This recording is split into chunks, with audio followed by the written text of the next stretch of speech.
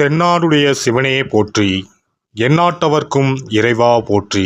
அனைத்து தமிழ் உள்ளங்களுக்கும் கனிவான வணக்கங்கள். நாம் தற்போது 2025ஆம் ஆண்டின் இறுதியை நெருங்கிக் கொண்டிருக்கிறோம்.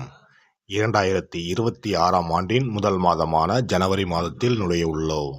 நிகழும் ஸ்ரீ மங்களகரமான விசுவாச ஆண்டு மார்கழி மாதம் 17ஆம் நாள் திரியோதசி திதியில் ரோகிணி நட்சத்திரத்தில் சுபம் நாமயோகத்தில் கௌளவம் கர்ணத்தில் சித்த யோகத்தில் வியாழக்கிழமை அன்று இந்த மகத்தான ஜனவரி மாதம் பிறக்கின்றது. இந்த மாதத்தில் பல கிரகங்கள் தங்களின் நிலைகளை மாற்ற உள்ளன. ஜோதிட சாஸ்திரப்படி ஜனவரி 1, 2026இல் கிரகங்களின் சிறப்பு சேர்க்கையால் உருவாகும் மிகப்பெரிய யோகமான சங்கோண யோகம் ஒரு சில ராசிக்காரர்களுக்கு மங்களகரமானதாகவும் அதிர்ஷ்டமானதாகவும் வாழ்வில் புதிய வெளிச்சம் தருவதாகவும் அமையும். ஜனவரி மாதம் 13ஆம் தேதி செல்வத்தின் அதிபதியான சுக்கிர பகவான் மகர ராசிக்கு செல்ல உள்ளார். ஜனவரி மாதம் 15ஆம் தேதி கிரகங்களின் தலைவனாக கருதப்படும் சூரிய பகவான் மகர ராசிக்குள் நுழைய உள்ளார். ஜனவரி மாதம் 16ஆம் தேதி கிரகங்களின் தளபதியான செவ்வாய் பகவான் மகர ராசியில் சஞ்சரிக்க உள்ளார்.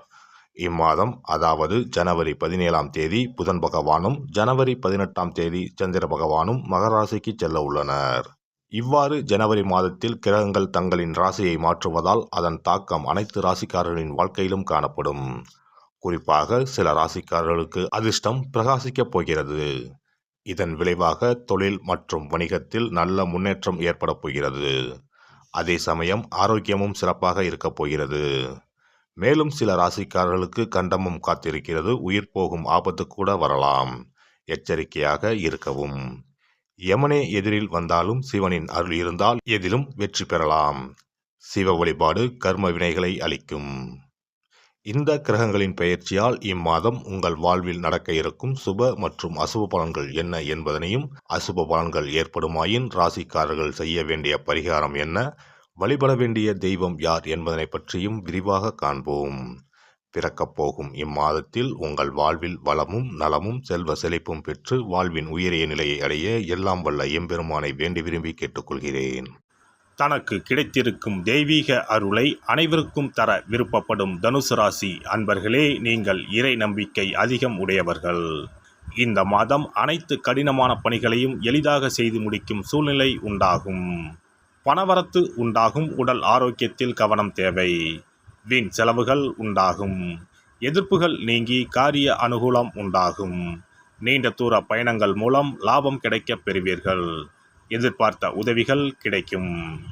தொழில் வியாபாரத்தில் இருப்பவர்களுக்கு பழைய பாக்கிகள் வசூலாகும். கடன் பிரச்சனைகள் குறையும். தொழிலில் இருந்த போட்டிகள் விலகும். வேலை தேடுபவர்களுக்கு உத்தியோகம் கிடைக்கும். உத்தியோகத்தில் இருப்பவர்களுக்கு மறைமுகமான எதிர்ப்புகள் விலகும். குடும்பத்தில் இருந்த கஷ்டங்கள் நீங்கும். குதூகலம் அதிகரிக்கும். கணவன் மனைவிக்கு இடையே அன்பு அதிகரிக்கும். பிள்ளைகள் மூலம் மகிழ்ச்சிகள் உண்டாகும். வீட்டிற்கு தேவையான பொருட்களை வாங்கி மகிழ்வீர்கள். இதுவரை இருந்த தொல்லைகள் நீங்கும். பெண்களை பொறுத்தவரை எதையும் எளிதாக செய்து முடிக்கும் திறமை உண்டாகும். பயணங்கள் வெற்றியை தரும். கலைத்துறையினருக்கு யாரிடமும் வீண் சண்டையை தவிர்ப்பது நல்லது. மற்றவர்களிடம் திடீர் கருத்து வேற்றுமை ஏற்படலாம். அனுசரித்து செல்வது நல்லது. மனக்கவலை உண்டாகும். அரசியல் துறையினருக்கு வீண் அலைச்சலும் அதனால் சரியான நேரத்திற்கு உணவு உண்ண முடியாமலும் போகலாம். எதிலும் கவனமாக செயல்படுவது நல்லது. உடல் சோர்வு உண்டாகலாம். வீண் அலைச்சலை தவிர்த்து எடுத்துக்கொண்ட காரியங்களில் கவனம் செலுத்துவது நல்லது. மாணவர்களுக்கு கல்வியில் இருந்த போட்டிகள் நீங்கும். எதிர்பார்த்த வெற்றிக்கு கூடுதலாக முயற்சி செய்வது பலன் அளிக்கும். நட்சத்திர பலன்கள். மூலம் நட்சத்திரம். இந்த மாதம் தொழில் வியாபாரம் சிறப்படையும். வியாபார வளர்ச்சிக்கு இருந்த தடைகள் நீங்கும். பழைய பாக்கிகள் வசூலாகும். அரசாங்கம் தொடர்பான விஷயங்கள் சாதகமாக முடியும். உத்தியோகத்தில் பதவி உயர்வு உண்டாகும். நீண்ட தூர பயணங்களால் காரிய அனுகூலம் உண்டாகும். சக பணியாளர்கள் மூலம் உதவியும் கிடைக்கப் பெறுவீர்கள். பூராடம் நட்சத்திரம். இந்த மாதம் குடும்பத்தில் உற்சாகம் இருக்கும். மற்றவர்கள் உங்களை அனுசரித்து செல்வார்கள். தம்பதிகளுக்கிடையே மகிழ்ச்சியான நிலை காணப்படும். பிள்ளைகளுக்கு மருத்துவ செலவு ஏற்படலாம். பேச்சின் இனிமை சாதுரியத்தால் எளிதில் காரியங்கள் கைகூடும். உத்திராடம் 1ஆம் பாதம். இந்த மாதம் எதிர்காலத்துக்கு உதவக்கூடிய விஷயங்களில் ஆர்வம் உண்டாகும். ஆன்மீக சிந்தனை அதிகரிக்கும். உத்தியோகத்தில் உயர்வு உண்டாகும். மனதில் இருந்த குழப்பம் நீங்கி தைரியம் ஏற்படும். போட்டிகளில் பங்கு பெற ஆர்வம் உண்டாகும். நவ கிரகங்களில் குருவை வியாழக்கிழமையில் வணங்க எல்லா கஷ்டங்களும் நீங்கி சுகம் உண்டாகும். சிறப்பு தொகுப்பு. கண் திருஷ்டிகள் அகன்று தடைப்பட்டு கொண்டிருக்கும் காரியங்கள் நிறைவேற செய்ய வேண்டிய பரிகாரம் என்ன என்பதனை பற்றி காண்போம். வாழ்க்கையில் நல்ல நிலையில் இருந்தவர்கள் கூட திடீரென்று பொருளாதாரம் இழந்து மன கஷ்டங்களுடன் வாழும் நிலை ஏற்படும். இந்த நிலை எதனால் ஏற்பட்டது என்று ஆராய்ந்து பார்த்தால் பெரும்பாலும் அவர்களின் மீதான கண் திருஷ்டிதான் காரணமாக இருக்கும். கல்லடி பட்டாலும் கண்ணடி படக்கூடாது என்று சொல்வார்கள் அல்லவா, அது உண்மைதான். இது போன்ற பிறரின் பொறாமை கொண்ட கண் திருஷ்டியினால் பலரின் வாழ்க்கை சிரமத்திற்கு ஆளாக நேரிடும். இது போன்ற கண் திருஷ்டிகளிலிருந்து எப்படி தப்பிப்பது? இருக்கவே இருக்கிறது எளிதாக கிடைக்கும் ஊமத்தஞ்செடி. தெய்வ சக்தி நிறைந்த செடியாக கருதப்படும் ஊமத்தஞ்செடியின் காய், பூ, இலைகள் என அனைத்தும் தீய சக்திகள் விரட்ட பரிகாரத்துக்கு பயன்படுகிறது.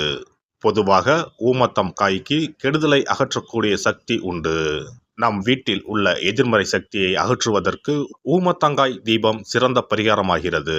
தெய்வீக மகத்துவம் நிறைந்த ஊமத்தங்காய் மற்றும் பூவையும் எடுத்துக்கொள்ளுங்கள். வீட்டுக்கு அருகில் இல்லை என்றால் நாட்டு மருந்து கடைகளில் கிடைக்கும். இந்த 2 பொருட்களையும் மஞ்சள் தண்ணீரை கொண்டு நன்றாக கழுவி விடுங்கள். சிறிது நேரம் அவற்றிலுள்ள ஈரம் போக ஆறவிட்டு பிறகு அவற்றை ஒரு மஞ்சள் துணியில் குலதெய்வத்தை வேண்டி ₹1 நாணயத்தோடு சேர்த்து முடிந்து வீட்டின் நிலைப்படியில் கட்டி தொங்க விடுங்கள். இந்த முடிச்சை வெள்ளிக்கிழமை அல்லது ஞாயிற்றுக்கிழமைகளில் தயார் செய்து வாசல் படியில் கட்டுவது சிறப்பு. தினமும் வீட்டில் தீபம் ஏற்றி காண்பிக்கும் போது இந்த முடிச்சுக்கும் காண்பிக்கவும். இதேபோல் ஊமத்தம் இலைகள் கிடைத்தால் அந்த இலைகளை சுத்தமான மஞ்சள் தண்ணீரில் கழுவிவிட்டு அவற்றை கொண்டு வீட்டில் இருக்கும் விநாயகருக்கு திங்கள் கிழமைகளில் தொடர்ந்து அர்ச்சனை செய்து வர வேண்டும். ஊமத்தம் பூவையும் விநாயகருக்கு சூட்டலாம். 3 வாரங்கள் தொடர்ந்து திங்கள் கிழமைகளில் விநாயகருக்கு ஊமத்தை இலையால் அர்ச்சனை செய்து ஊமத்தம் பூவை சூட்டி வழிபட்டால் வீட்டில் உள்ள கெட்ட சக்தி நடமாட்டம் மற்றும் கண் திருஷ்டிகள் தீரும். ஊமத்தம் செடியும் சிவபெருமானுக்கு உகந்த இலை ஆகும். இந்த ஊமத்தங்காய் வைத்து சிவபெருமானுக்கு தீபம் ஏற்றி வழிபடுவதன் மூலம் நமது பிரச்சனைகளில் இருந்து எளிதாக விடுபட முடியும். முதலில் 2 ஊமத்தங்காய்களை எடுத்துக்கொள்ள வேண்டும். அவற்றின் மீது முட்கள் இருப்பதால் மிகவும் கவனமாக கையாள வேண்டும். ஊமத்தங்காயின் காம்பு பகுதிகளை வெட்டி கொண்டு கத்தியை பயன்படுத்தி ஊமத்தங்காயின் உள்ளே இருக்கும் விதை பகுதியை முழுவதுமாக நீக்கிவிட வேண்டும். பின்னர் 2 அகல் விளக்குகள் மற்றும் விளக்கு வைப்பதற்கான 2 தட்டுகளை எடுத்து சுத்தம் செய்து அவற்றிற்கு மஞ்சள் குங்குமம் போட்டு வைத்துக் கொள்ள வேண்டும். பின்னர் 2 தட்டின் மீதும் ஒவ்வொரு அகல் விளக்கை வைத்துக் கொள்ள வேண்டும். அதன் பிறகு எப்போதும் பூஜை செய்வதற்கு வைப்பது போன்ற வெத்தலைப்பாக்கு, பழம் போன்றவற்றை வைத்துவிட்டு 2 விளக்குகளையும் ஏற்றி சிவபெருமானை மனதார வேண்டிக் கொள்ள வேண்டும். எனக்கு இருக்கும் பிரச்சனைகள் அனைத்தும் தீர்ந்து இன்பமான வாழ்க்கை கிடைக்க வேண்டும் என வேண்டிக் கொள்ள வேண்டும். இந்த பூஜையை வெள்ளிக்கிழமை அன்று தொடங்கினால் தொடர்ந்து 9 வெள்ளிக்கிழமைகள் செய்ய வேண்டும்.